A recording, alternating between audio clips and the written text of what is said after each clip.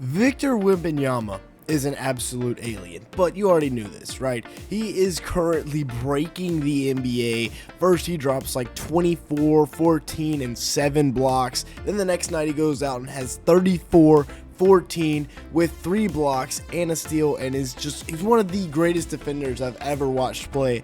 And he's in his second season with his length. I mean, he's got an 8-foot wingspan, so that definitely helps things out. But this dude is an absolute alien, stepping into 35-foot threes like he's Steph Curry, and then going out on the other end and leading one of the best defenses in the NBA. This OB underplay right here is extremely simple, right? It's literally just a bunch of, Harrison Barnes is going to run in a circle, Champagne's going to pop, but all it is an isolation for Victor Wembenyama on the weak side. Chris Paul's going to pass it to him and clear out, and he's just going to cook. And Sabonis is a big dude, right? And there's not much he can do. He pushes him all the way out. That is a good thing that he does. Push him all the way out to the three-point line so he doesn't have that advantage down low. But Wemby's just going to face up and shoot, and Sabonis can barely get a hand in his face. That's pretty much unstoppable. He's a threat at all times, especially when he's got his three-point game working right. He's just going to spot up. Nobody's really going to close out on him, and he's going to knock it down. The mechanics look really good on his jumper right now. He just wasn't hitting early. I think he's going to continue to grow with this jumper, and it's going to look better and better as the year goes on. Once again, as he plays more games, takes more shots, that three-pointer is going to feel more and more natural. And hey, this is a couple Wemby steps beyond the three-point line. So like 4 or 5 for a regular human being, and he's going to drain it. Even with Sabonis closing out in his face, well, he doesn't drain it. Gets a nice friendly bounce. Nice stepping into it. That's such a luxury to have, a 7'5" guy that can step into a 3-ball in transition. Now, Wemby only had 3 blocks on the night. I say only because he averages 4.5. But this is a great example of him impacting the game beyond the stat sheet. Sabonis is a great defender, and this could have been a foul early in the possession. You see Mike Brown complaining, asking for a foul. Doesn't happen. And Sabonis, yes, he gets to his spot and gets that shot up, but he misses because he has to rush the shot because of Victor Wembanyama's length. He did stick his hand up through the goal, but still, that's great defense, and it ends up going San Antonio's way. Once again, defensively, this dude is just so good. First of all, in the pick and roll, and we don't talk about this enough. He's here on Kevin Huerter. He has to be up on Kevin Huerter because Kevin Huerter's a great shooter. He's able to stop and pop at any time. Kevin Huerter passes it in to Sabonis, who is rolling to the rim, and Wemby, just like that, flips his hips insanely quick for a 7'5" guy and gets back to guard Sabonis, who does a little hop step, ball fake. Wemby's there. He gets him with the pump fake. Great footwork by Sabonis. This is a great move, and Wemby still blocks it.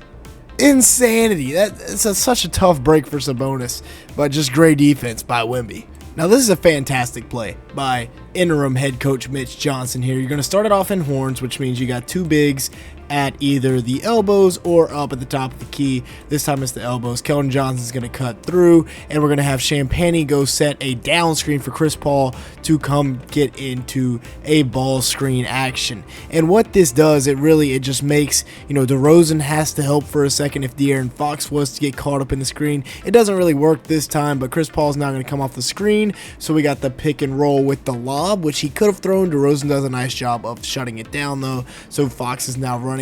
But because this was what makes the pick and roll so dangerous, because DeRozan has to take away the lob, now Julian Champagnie is the guy that is left wide open. You get the throw behind. It was a little bit of a delayed pass, so now DeRozan can close out, but then you get a one-on-one inside with Victor Wembanyama, and anytime you get Victor on the block, it's a mismatch. I don't care who it is. Keegan Murray, solid defender. It's a mismatch. And now they do a little bit of what Jokic does. This is the next part of Wemby's game that needs to be developed, and it's his passing. Watch DeRozan dig in. Champagnie is left wide open for the 3-ball, and he's been shooting a really good 3-ball for him this year. Catch and shoot because of all the attention paid to Wemby, and knocks it down. Dang it! Keep losing all my dang money on these parlays. I wish there was an easier way to make money while being a broke college kid. Let me tell you about Parlay Play. Parlay Play? Yeah, check it out. There you go. Parlay Play is the #1 new sports betting app. Use code BackyardBuckets to get $5 free and a 100% deposit match. Here, check it out. All right, let me see. Go backyard buckets. Gotcha. I can say with confidence that Victor Wembenyama may be the greatest basketball player that we ever witnessed to play defense, right? So watch how using his hands, he keeps hands high, he follows the ball with his hands, which is such an underrated trait of being a defensive player, especially when you have an 8-foot wingspan. But he keeps Trey Lyles here for a solid 6 seconds on the shot clock, and then he's going to switch out and guard De'Aaron Fox, one of the quickest guards in the NBA, and do so successfully. Now, Fox is going to size him up and then double cross and pretty much get by him, right? Champagnie could have stunned it in a little bit, maybe a little help from Keldon Johnson, because obviously De'Aaron Fox isn't a three-point shooter. Chris Paul can rotate down, but nonetheless, doesn't get much help. But he's still, with his length, forces a miss, and if Julian Champagnie boxes out, that's a great defensive sequence. Doesn't happen like that, though, unfortunately. Bro, what is this? What is this buffoonery? What is this tomfoolery, bro? We have a 7'5" monster snagging a rebound, bringing it into the front court, and then pulling up from, how many feet is that behind the line? That's from Curry range. That's from the logo. He just pulls up and effortlessly drains it. Incredible. This dude was letting them fly last night. Chris Paul gets into a little pick and roll here with Keldon Johnson. He's got a mismatch inside, but instead Wemby's going to return the favor from, once again, like 10 feet beyond the arc. You know, usually his teammates just pass around the three-point line and shoot a three. When he's posted up with a mismatch, he does the same, except he makes it. That's ridiculous. Once again, this is the next part of Wemby's game that needs to develop, and it's his passing, right? They've got him posted up here, ISO'd, on an island, on the weak side, everybody else on this side of the court, and then Keldon Johnson's just going to cut through the paint, run right through the defender, and Wemby's just going to drop it down, and that's going to be an easy dunk. Good pass. I mean, an easy pass, but still good pass nonetheless. Fantastic offensive possession right here by the Spurs, right? You see the movement, you see Champagnie clearing out to the opposite corner. So now you got Barnes and Champagnie in this corner over here, and you're going to get into a ball screen with Wemby and Chris Paul. So as he's driving this way, right, Sabonis steps up. Now Keegan Murray has to slide over to tag the roll guy, which is Victor Wembenyama, which means that the throw behind in Stephon Castle will be wide open. As it is wide open, he turns, shoots, knocks it down. That's great action, great offense.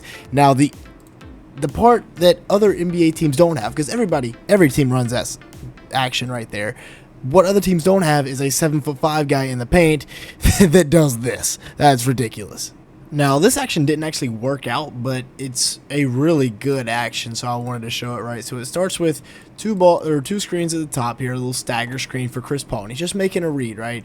Eventually, he's going to get matched up with Keegan Murray. And watch how they have this. So Stephon Castle, who has been shooting a decent three balls in the corner, you got Victor Wembenyama in the short corner. So Chris Paul's just going to make the read here. And essentially, the Kings can't win this, because this is going to be a 3-on-2 coming downhill for Chris Paul, right? So CP3, he's got the kick to Castle, or he's got the lob to Wembenyama, or if Sabonis never helps, then he's got a layup, right? And he waits a little bit too long. Ball should have been out here, should have been a lob, because he's got a 7'5" guy down here, or Herter has dug all the way in here. This could have easily been a skip as well, and then you got one more to Champagnie, or just Stephon Castle hitting the three ball. Instead, he lobs it a little bit late, and Victor tries to do a one-handed push shot. Doesn't work. Still a good action. I think they come back to that later in the season. With that being said, that's going to be it for today's video. Thank you so much for watching. Make sure to like button, leave me a comment down below, and hit that subscribe button. We're looking for about 200 or 300 likes on today's video, so if you could help us out with that, it'd be greatly appreciated. And with that being said, thanks so much for watching.